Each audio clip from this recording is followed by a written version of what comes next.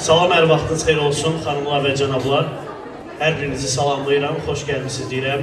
Bizim bugün bir qonağımız var. İngiltərədən gəlib, xoş gəlib. Barnaby. Salamlayıram, welcome to Qax, Barnaby. Bu almışlar sənədir və jurnalistdir. O, Qax barəsində bir məqalə yazır, kiçik filmlər çəkir. Biz Qaxın bütün abidələrini aparıb göstərdik, gəzdirmişik səhərdən. Dostumla birlikte Ceyhun Qaxlıdır. Sizin televiziyada izlediğiniz bütün reklamları yarısını Ceyhun çəkir. Ceyhun İbrahimoğlu. Salamlayıram səni də. Gəl onu da bir almışlayaq. Və biz bugün bura gəlmişdik ki, kofe içə və mən dedim ki, mütləq şəkildə qonaqlarımı Qəlyanaltıya aparmalıyam.